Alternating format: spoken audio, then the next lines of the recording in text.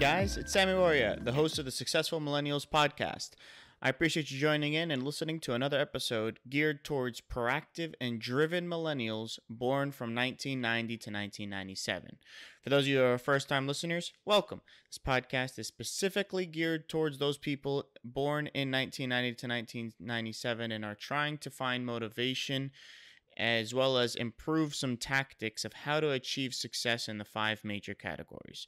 I invite you to listen into the journey as I do deep dives, as well as bring in some emerging experts to discuss these categories and our experiences and how to make progress with them. The reason I picked this specific age range is because I wanted to highlight the rise of social media and smartphones technology coming up in the formative years rather than as an established adult. Myself being a millennial in that age range, I was in high school when social media really took off, as well as the iPhone, and that changed the way we grew up almost. Whereas generations who were born outside of that age range either was too young and was born into it, or they were already an adult and kind of fully developed. So what are these 5 categories? In no specific orders of importance, it's money, happiness, career/purpose, relationships, and that covers intimate, familial, and social, as well as health, and that's physical and mental health. Guys, I would love it if you can leave me a review or DM me on Instagram at FinanceZilla or email me at financezilla@gmail.com. I would love to hear your feedback, as well as topics that you'd like to learn more on or things that I can do better. I am a big fan, as you probably have realized by listening to a few of these episodes, of continuous improvement. So anything that you guys would like to learn more on or things that I could do better on, please let me know. And if you could share it with just one friend who you think that one of these episodes can help them with, that would be greatly appreciated. Thank you guys so much. Now, let's get to the show.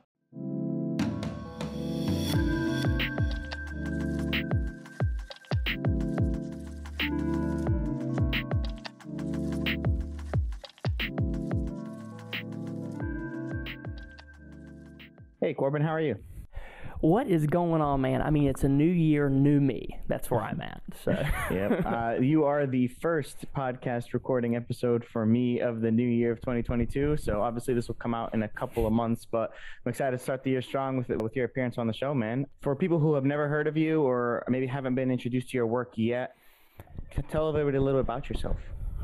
Yeah, well, I am the dude who aspires to create media that has the entertainment value of Netflix and the helpfulness of like a Tony Robbins seminar. So I'm looking to combine those two things, and it's the helpfulness is little psychological tips to help you to essentially increase the ratio of positive to negative emotions. So that's really the game for me, especially coming from a super psychological standpoint.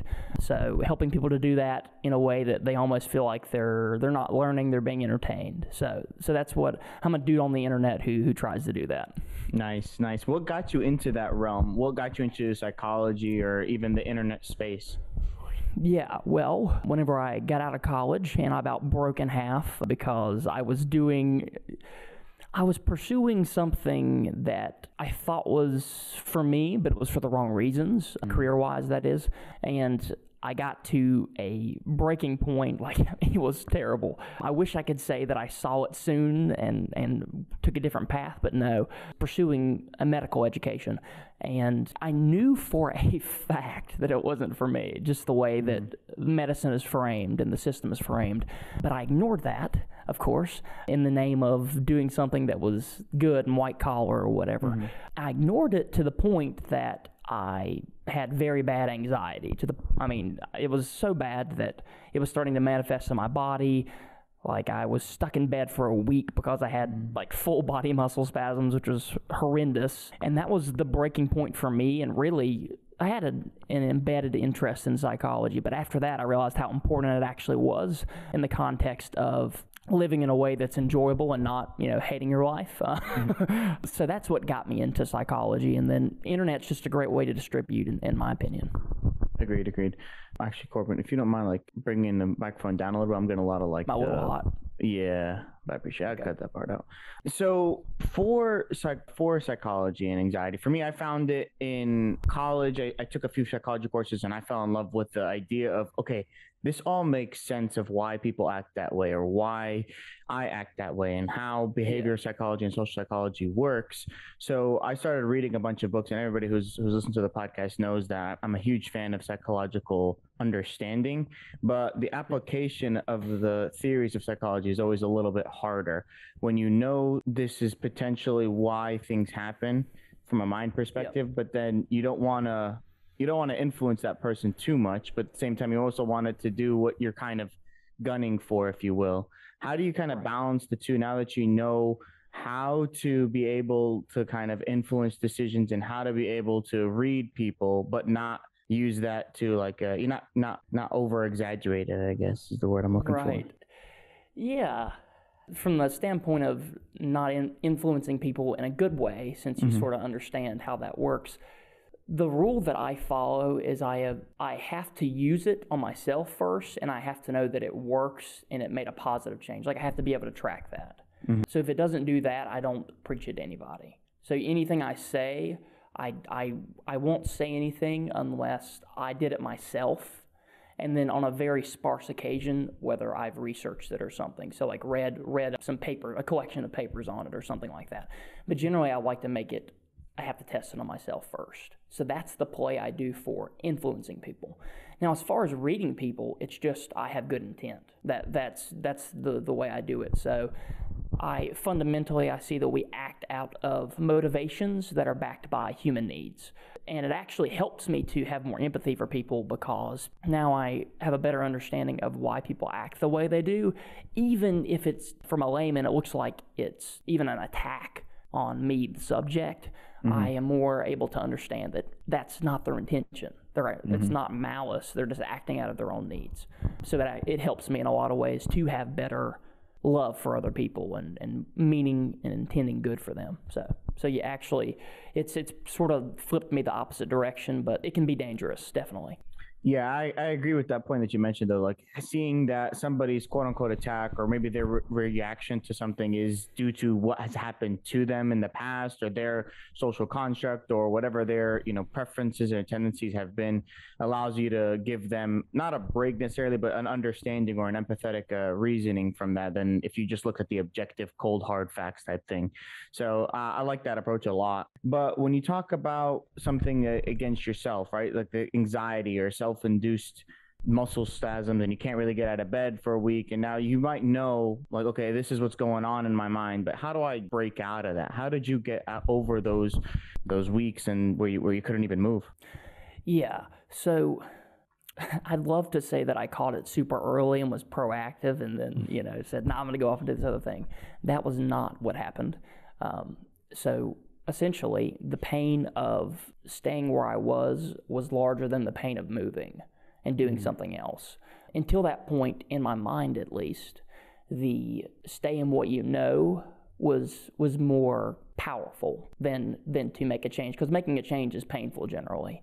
In this situation, especially because of the implications of what people in my life would say or think of me, and that was a painful thought, because the reason I got into the pre-med education was because of, look, now I can say something at a cocktail party that sounds cool, like I'm a doctor or whatever. So before this period, the pain of having to tell people that I wasn't doing it anymore was stronger than the relief that I would receive from not doing it anymore. So how I got through it was... Sorry, cut in real quick, because that key point is very important to me. Do you think it is possible to make a change if that last statement that you said, where the pain of getting over or getting something new is more than the pain of staying the same? Can you make a change even if that's not true, or does it have to get quote unquote to rock bottom, or where it's just too great of a pain? It doesn't have to if you have the context of a change. So let me explain that. I run in the realm of helping people to understand the context of a valley. So, if you've been through it before and you see the result of changing, in a way. So I call anxiety a metric for change. So anxiety is something that helps to root you and understand that you are either on the right path or not on the right path, as opposed to it being a negative sign. I now use it as my friend, because so if I experience anxiety, for me, there's a specific, experience tightness right here on my chest. And I know that if I'm experiencing tightness in that part of my chest, that what I'm currently doing or the things that I'm seeking are incorrect. That is telling me, hey, you're getting off the path.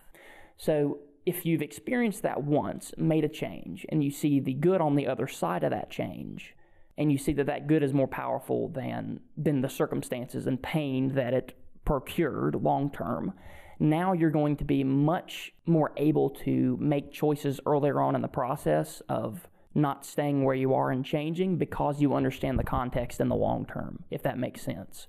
So it is possible, once you understand the situation that you're going to, and you can recognize that pattern next time.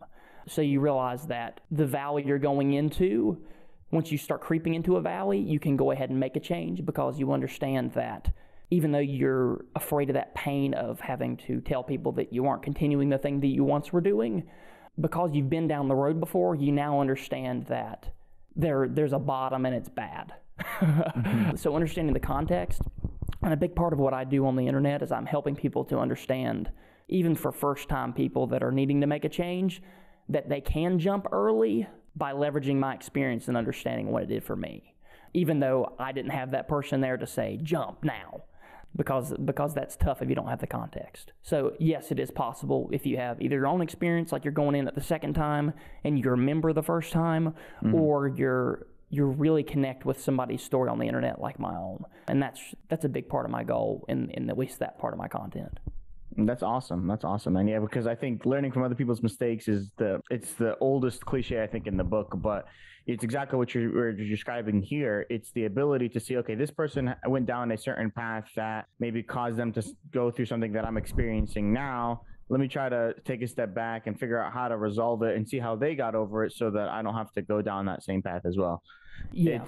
It's what everybody understands, I think, at a conceptual level, but it's the discipline of actually figuring out how to do that, how to apply it to yourself, and how to actually get over it, rather than just knowing it and being able to recite, oh, this is how you have to do it. And the other part of it, though, is for if somebody is going to actually see my experience almost as theirs. So there's something in movies and concepts, it's called a narrative, like you get lost in the narrative, mm-hmm. and you actually start to believe that you are the main character.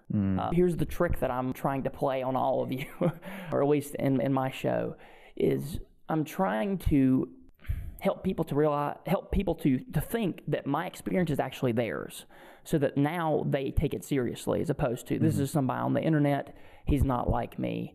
He is just blowing smoke to promote some sort of message, which is exactly what I'm trying to avoid. I'm trying to build people in to feel like that my experience was theirs, so that now they can take it seriously and make the change, because otherwise it's just some guy talking, and it doesn't feel like it's them. So my goal is to get them to transport into me sort of like as a character, so that they can actually use the stuff as opposed to just listening to something on YouTube. Nice. So let's break it down and talk about the different types of anxiety and how that differs from burnout. And for those who need a refresher on burnout or how to deal with burnout, episode 41 with Dr. Sharon was a perfect example of how to overcome that. But anxiety is a little bit different. And to your point, there's multiple different types that can take the place of not being able to move, or having a feeling in your chest where you can't really breathe, or that sinking feeling that some people think.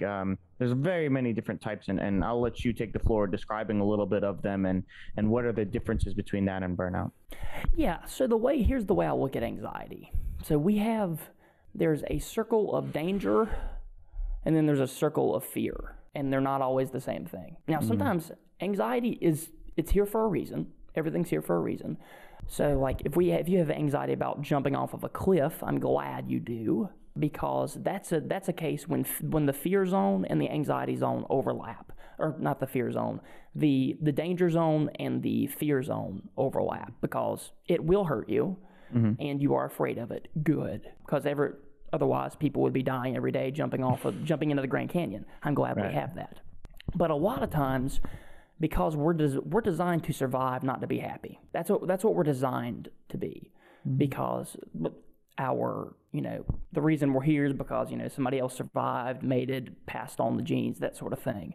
And that our happiness doesn't track as a metric in that. We all want to be happy, but we're not designed for it necessarily.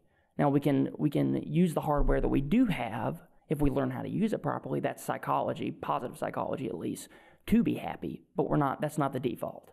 So the problem with anxiety is a lot of the things that can make us happy, we think are dangerous. But they're not. Like having a career change. Like I can tell you right now, I'm so much happier than I was whenever I was stuck in that point. But I thought that doing that, my primordial brain said, that's going to kill you or get you hurt.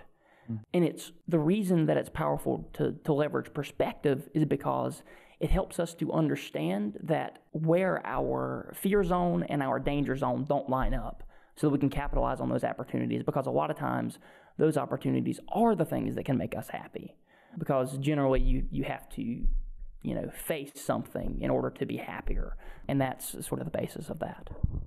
It's a very interesting perspective. Like you always have to go through some sort of conflict or else you won't appreciate it as much. And that's just it's a human basis that we just have to conquer something, whether that be internal, external conflict, something, just so that we feel like we deserve it, even though any sort of achievement should be appreciated. Right. I mean, that's an interesting, even more meta take to look at it too, but like on the other side to appreciate it. But just to have the activation energy to go through it, realizing those spots that this actually isn't dangerous, and realizing that anxiety is off. So that's a little bit about that. So how do you combat anxiety? Because to your point, you need to have a certain healthy respect of the potential danger, but you don't want your fear to consume you. So is it a Venn diagram where they meet in the middle and it's half-half, or is it they're not mutually exclusive, but where is the overlap and where do you kind of conquer that anxiety, or how do you do that? Well, you got to figure out where the overlap is for your situation. So a good way to do this is to leverage perspective. So you can look at examples of people who have done the thing that you feel like you should do, but you're too afraid to do it, and sort of use case studies in the way, use me. Like, so if you're someone who is in a really safe career, I guess you could say, like very, very 9-to-5, good job security, eternity. Yeah, good job security, whatever. Yeah, precisely. Use me as the metric, because to show that that's not the danger zone, that's not the cliff you're jumping off of, that's going to hurt you, because I'm here and I'm a living example of the fact that I was going to die in that situation. And for some people, that those safe careers, being a lawyer, being a doctor, that's great, because that's the type of that's how you're built. You're built for it. But if you're not, and you're experiencing anxiety because deep down you know something that you don't want to admit and act out in the world, then use me as a metric, because that was me. I made a change, and my life's a lot better for it. So looking at other examples in the environment, because a lot of times the people, it's hard to do it around use your family to do that, because generally you inherit their fears, but I don't have their fears. You can look at, that's why leveraging the internet is so powerful, because you can use perspective that is not in your immediate vicinity, because the likelihood is that they have similar fears to you because you grew up on their fears. So yeah, that's a little bit about that. Now a quick word for today's show's sponsor. I'm normally not a fan of nice clothes. I like comfort over style, especially because I like being active often. Habits 365 is a brand that does both. The reason I'm excited to partner with them is because their vision is in line with this podcast. Their whole message is to preach consistent improvement by creating and maintaining continuous habits 365 days a year. That sounds exactly like what I like to preach, 1% better every day. It also helps that they promote positivity around important topics like mental health and wellness, which is one of the 5 categories, as well as social justice and much more. The fact that they employ mostly millennials and are run by 2 people who are in their 20s, like myself, is an added bonus. If you're interested in supporting the show as well as getting some apparel, feel free to enjoy the code FINANCEZILLA for 15% off online purchases by using the link in the show notes. That's FINANCEZILLA for 15% off online purchases. Guys, water is super important for maintaining physical health, one of the 5 categories of the Successful Millennials podcast. Doctors always recommend at least 8 cups a day, and for every cup of coffee or tea, you should probably add another cup of water. Throw in things like pre-workout, creatine, and the fact that everybody just has different hydration needs based on, their body weight and gender, physical activity, etc. You should probably drink well over that eight cups of water. Me personally, I drink like a gallon and a half a day. I just love water. I drink it with every meal. I drink it when I work out. I don't drink juices or anything else. That's why I'm excited to partner with the Coldest Water. They make water bottles that can preserve cold water and ice that won't even melt for 36 plus hours. Especially in the summertime heat like now, these bottles that come in different sizes are a great way to keep your water cold when running errands, hiking, or just so that you don't have to keep going to the fridge every now and then. Enjoy a personal code for 10% off our online purchases by going to the link in the bio and using the code FINANCEZILLA. That's FINANCEZILLA for 10% off online purchases. Now back to the show. Yeah, no, I totally agree, because the first step seems to be like you have to understand what you truly want. And that's obviously a very, very tough question to answer. But if you know deep down and your gut is telling you, yeah, I don't really think I want to do this career, or I don't really think I want to be in this relationship, or I don't really think I want to live in this area, but it's all I know, so I'm going to stay here. That just constantly builds that worry and that anxiety of you just being like, I don't know what to do. I feel trapped because all I've known is this area or this place, but I know it's not right for me. So what do I do? And you just got to kind of take it slowly, in my opinion. Just do small changes in the beginning, and then over time you'll just look at it and wow, you've completely course corrected. Because to me, it's the consistency over anything. And here's the tool. If you want to, here's a tool I love to suggest for people. So this is a little 5-minute exercise. I call it joy journaling. Actually, I script this off of a girl. Her name's Ashley Stahl. She runs a great podcast. But anyway, it's called joy journaling. And the exercise is every day for 30 days or however long you want to do it. At the end of the day, you write down the things in the day that gave you the most joy. The moments, the things you were doing, whatever. You track that for 30 days. And you notice patterns. So at the end of 15 days or 30 or however you want to do it, I don't want to set tight parameters. You pick out the things that were commonalities across the 30 days. And then at the end of the 30 days, this isn't guesswork. This is what makes you happy. You just wrote it down for 30 days. You now have established patterns. You need to reverse engineer your life to where you spend the most time in those moments. And you need to figure out whatever choices you need to make from there. That, I promise you, that's the most important thing. You want to engineer your life to spend the most time in joy, and now you know what brings you joy. So you're not, there's no guesswork. This is what makes me happy. I'm now going to engineer things for that. And that will give you fuel to actually make decisions that are tough and maybe break out of the box that you've been in psychologically. Yeah, I absolutely love that. And journaling is something that I've not done consistently enough, but I've picked up in the past couple of years. And every time I do it, I feel more energized, even just because you get a little bit of a sense of clarity, to your point. Like, you're not guessing on what makes you happy or guessing on what you did that day or trying to remember. It's there. It's written down and it's there forever.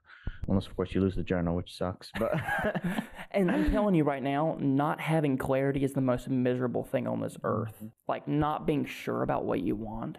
And I'm telling you, anybody that's in that situation, do this, because like I'm spitting back tools of how I got out of it and had the balls to make the decision that I did because of exercises like that one. So try it if you're in that situation, because it could be a relief to your misery. So yeah, and at worst, you wasted 5 minutes a day for 30 days. Like, I know. That's not worth. That's not bad at all. So let's talk a little bit about another psychological, I would say it's a tool or a trick. Like, it's neuroscience and NLP, things that I absolutely love. I mean, I've mentioned this maybe a billion times in the podcast, but the rubber band that I have right now, I snap it every time I have a self-defeating thought or something that feels like I have overly anxious or worrying for something because I don't feel like I'm good enough or something like that. I just snap the rubber band. It kind of stops where my processing is and allows me to kind of take a step back and do some self-affirmation. I've absolutely loved this trick for me, and I'm sure you've had some experiences with neuroscience and NLP and how you've been able to overcome things and kind of trick your brain or change your brain even. So the first step is, for those who aren't aware, what is the difference between those two? And we'll start from there. Those two being neuroscience and then neuro-linguistic programming, NLP. I think that neuroscience, with every study, there is a theoretical side, and then there's an applicative side, or a way to apply that theory. Mm-hmm. I think neuroscience is theory, whatever, and then, so these are the principles, and then if you just take those principles and use them to do something productive for people, then it would be considered application. So I think NLP and applied psychology and anything like that is just taking the principles that we've looked at in a study under a microscope or whatever, and applying them to real people. That's what it is. It's just taking things that we know, like even with the rubber band. That's something called operant conditioning. So it's whenever you do something and then after it you either reinforce it with a positive outcome or a negative outcome. So part of that is just to stop yourself and to get into a habit of stopping that. But the second part of that, which is possibly even more powerful, is I'm thinking a bad thought. Here is a minor punishment, so that then you deregulate the behavior that you just underwent. So the theory is operant conditioning. When we have a dog and we blow a whistle, or this is a very popular study, and it's before, so let's say you do something, and then now I'll give you food. So if you push this hammer down, I'll give you food. That's a positive reinforcement. We figured that out. And then now we're applying that with you and a rubber band, except it's a negative reinforcement. Right. So yeah. Awesome. What other NLP related activities would you do to help kind of make minor shifts that maybe aren't as negative reinforcing that I have with my rubber band? Yeah, so I would think just little ways to change yourself subtly is, so like let's take the gym maybe. A lot of it is because the problem is going to the gym. I mean, everybody talks about this, right? It takes a lot of activation energy because you're doing something that doesn't have an immediate reward. I mean, the gym takes a long time to see progress physically. So the goal here is to associate the gym with a positive sensation. So that's the goal with everything. You're trying to associate a given behavior with a feeling. Everything in this world is a feeling game. I promise you, it's all feelings.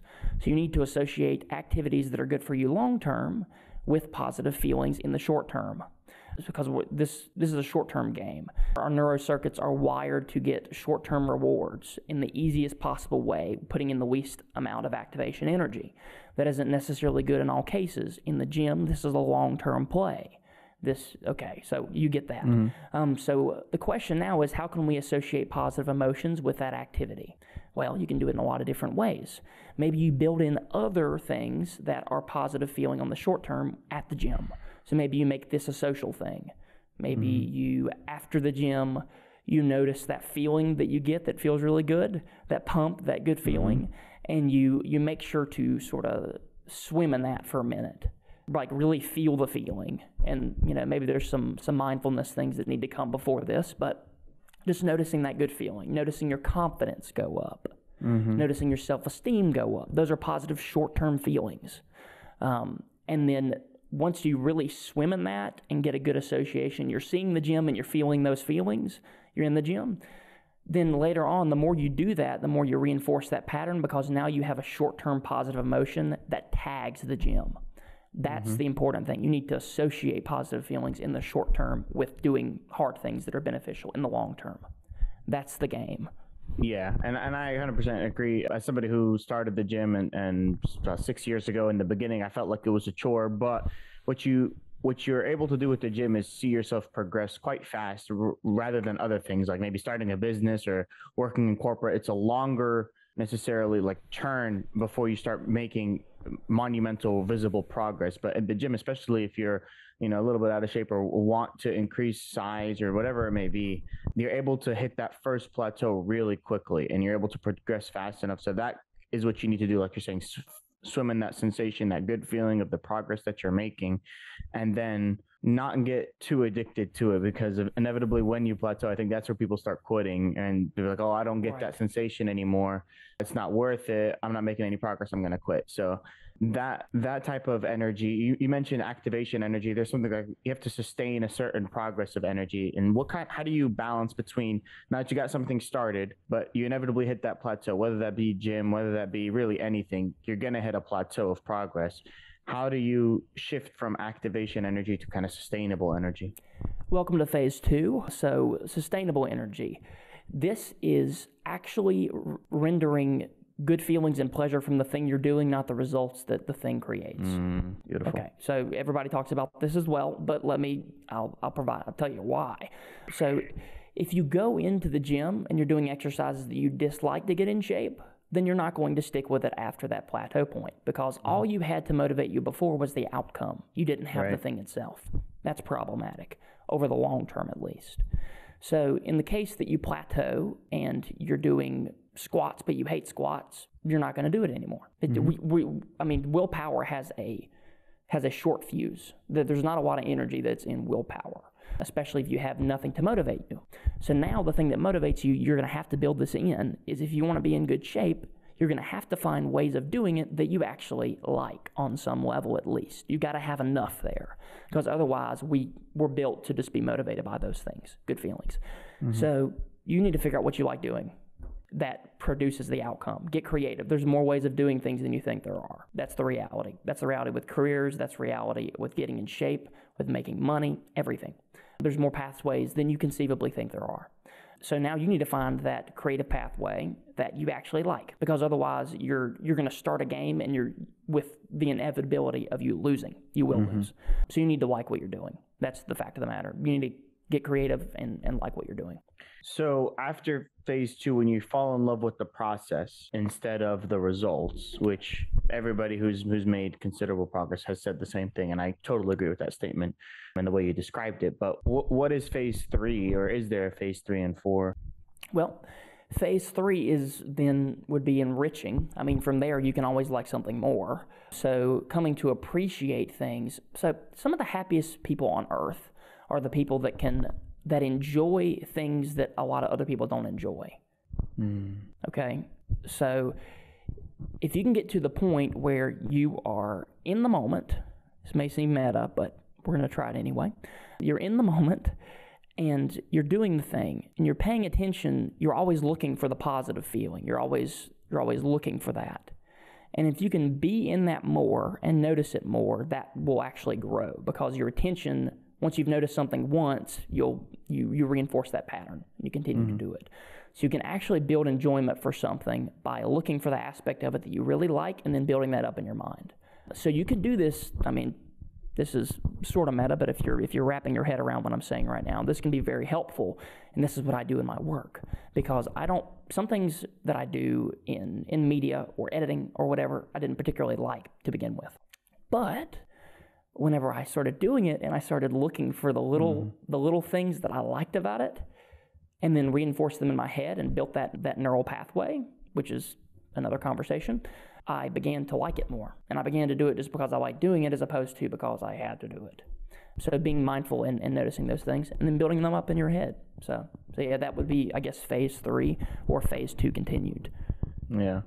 I smile because now I'm the same way with editing these podcasts, and as you're talking, like, I'm paying attention, I'm thinking of the next question, I'm actively listening, but then I also think, okay, boom, this is perfect for the social media clip. Like, this is a perfect snippet of what will describe the episode, and you start falling in love with that because you're creating something. And I would never have growing up considered myself a creative person, but you start to adapt, and then you start to actually enjoy the process of the finishing something, because that type of feeling is something that I enjoy, like completing a project or completing an episode or whatever it may be that you're doing. But that sense of completion is something that I always strive to do, and now you fall in love with the whole process in general, and it's just awesome to see. Yep.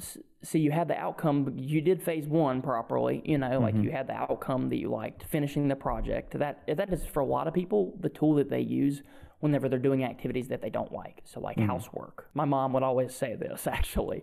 She's like, I don't particularly like the housework, but she has a to-do list, and that's like her dopamine meter that she gets to check off, even though she didn't like the thing. So that's a good place to start.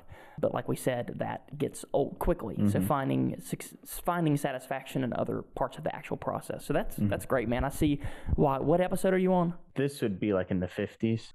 That's probably why you've gotten to episode 50. Yeah. Because otherwise, if you hadn't, at this point, you've got to at least start building in things that you like in the process. And it sounds like you're beginning to do that. So cool, dude. Yeah, appreciate it. You talked a little bit about neural pathways, and Sure. I wanted to just touch on it a little bit. What are they, and how do they interact with the rest of your brain functions? Yeah, well, they make up your brain functions, really. So, like, so most animals, squirrels, birds, blah, blah, they are born with an innate set of things that they do by nature. It's built into them. A lot of the reason that humans have the ability to use tools, they have the ability to build things like we do. I mean, birds and things can build things, but they have they're capped about the level of complexity that they can do, because after they're born, they can't learn more. So their evolution is slowed in that way, even though their generations spawn more because their life expectancy is shorter. But so they get more little life wraps. But anyway, this neural pathway thing is our ability to learn new things and reinforce new patterns that are helpful to us. So like I said before, we're not necessarily wired to be happy at this point. So like it's not adaptive as of yet for us to continue to survive as a species and to do well. So now, but the good news is we can actually use the circuitry that we currently have to be happier, but we have to learn to do that. So we don't have it easy like birds, like, guys, we're flying south, it's getting cold up there. Like, they don't think about that. But we do have the power to use our brains to be happier. But the caveat is that takes a little bit of work and a little bit of listening to your podcast to learn how to. So that's the play. But the thing with the neural circuitry, not surgery, is we can reinforce patterns by doing things over and over again. So habits are a thing for a reason, because the more you do something, the higher tendency you have to do it in the future. So the reason you do the rubber band thing is because, and at the beginning it's harder to do. After a while, you're just flicking the rubber band and not even realizing what you're doing in that moment. I don't know how long you've been doing it, but maybe you're there. Yeah, 4 or 5 years. Yeah, okay, you're definitely there. So for the same reason, you just saw that you can build in a behavioral pattern, which runs parallel to the physical structure of your brain, and that is that at work. So you can technically program yourself like a computer to do certain things at certain times, and your choice of what those things are will determine largely the quality of your life, because everything that you do, then every cause you put out then has an effect. And those effects can be rendered positive if you select the right things to embed in yourself, or they can be rendered negative. And whether you're even aware of those causes to put in your head is based off of the things you listen to, which is then caused by other things. So it's all a big momentum game, and if you can set the pins in proper place, that'll help you to continue to roll in that momentum. But you're sort of like programming yourself, and we're one of the only species that have the ability to do that. So we're really lucky in in that way. But there's also downsides. You can make things significantly worse as well. So you can overthink it way too much. you can overthink it, and you can take on bad habits and whatever. But yeah, that's the essence in a shoebox, I guess. Yeah. No, I love that. I love that analogy, and this conversation has been really awesome for me as well. I like to ask every guest 2 questions, and the first one is what kind of things inspired you? What kind of books, whether it be books, podcasts, YouTube videos, extra learning material, I would say, that has really helped guide you in your path? Yes. So there are several sources. I'm like a information junkie. So there was, let me think here, financially, just for concept, I would suggest people to go to, there's a guy named Robert Kiyosaki. You've probably heard of him since you're in the financial space. Just as a basic, he doesn't get into the nitty gritty, which is okay. But to begin with, just to have a conceptual understanding of assets, liabilities, to learn how to run a business or to learn how to buy real estate, which is one thing I do on the side, just to understand the basic fundamentals of assets and liabilities, things that make you money and things that take money from you. So that was a big influence on me to begin with understanding that I didn't have to be a doctor to be wealthy. So that helped me to overcome that fear.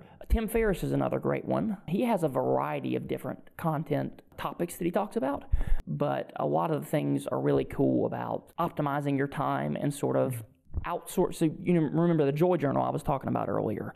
If you can figure out ways, like some careers or whatever, like we have to do editing and to do what you and I do. I love being in front of people. I love the actual content itself. But in the long term, Tim Ferriss shows me that, hey, I can outsource, automate, or do whatever with the editing if I didn't like it. Even if I can play the game where I pick out things that I like, if I like other things better, then I could theoretically outsource that to somebody else to edit it once you're in the financial position to do so. Right. So he was a great influence. So Tim Ferriss, a guy named Tony Robbins, which everybody knows in the self-help space, Robert Kiyosaki. Those are some great triad that I would say begin with if you are interested in that. Awesome. And then the second question I always like to ask is, if people are normally listening to this either on the car or on the go, and they'll go about their day or listen to the next podcast episode, but if they could just stop and do one thing, one quick tip, no matter what, like just drop dead and just do it right now, what would that be? Yeah, well, it would be probably, if they're in the position where they're stuck on a decision, which is really what I can speak to a lot, is the Joy Journal. I would suggest picking this journaling, saying what did I like most about my day today, writing that down, and then if you wanted to do it for 30 days, whatever. But that helps you to get to know yourself better, which is the key to experiencing more positive emotions than you currently do. So nice. That's what I would suggest. Awesome. Well, Corbin, where can they find you and learn more about you? Sure. So if you look up the Peace and Purpose podcast, literally anywhere you look it up, we're the whole page. So if you just look up the Peace and Purpose podcast, you can do it on Google, Spotify, wherever. That's perfect. So the way my business is structured is it's technically under a company called Effect Media, and then there's a podcast, and soon there's going to be music as well. So you can also go to our website, which is effectmediaproductions.com, and effect is spelled with an A. And yeah, we'll also be on YouTube here coming up soon, so you can look us Effect Media on YouTube. We'll be there too. But yeah, those are just some places to sort of enjoy the things that I produce. Nice. Well, I'll definitely have links to all of those on the show notes. And Corbin, I really appreciate your time, man. This has been an awesome conversation. That concludes another episode of the Successful Millennials Podcast. I'd love to hear your thoughts on this episode and which tip or trick you picked up on that you'll implement after listening to today's episode. Please don't forget to leave a like or subscribe on whichever podcast streaming platform you're listening to right now. Obviously, we're on all of them. And let me know what topics you'd like to learn more on or ask a guest on. And my email is going to be in the show notes. It's financezilla@gmail.com. That's the best way to reach out to me. If you have Instagram and you prefer to reach out there, I'm also quite active and I'll respond to DMs. It is at financezilla. Again, both of those will be in the show notes. Now, if you're wondering on how I got to where I'm at, where I was able to retire from corporate and kind of do this as well as invest and trade in the stock market, and you would like to learn more, kind of take control of your finances and therefore take control of your life and being able to do what you want to do, being financially independent, reach out to me via either of those ways and ask for that 30-minute free strategy consultation session. The link again will be in the show notes for that, and we can talk about how to live the life you want to live and make money doing it, as well as be comfortable and happy. That's, I think, the goal of everything. That's the reason why I started this podcast and why I do this consulting business. So reach out, let me know if I can help, and apply via the link in the show notes. Until then, talk to you guys next week.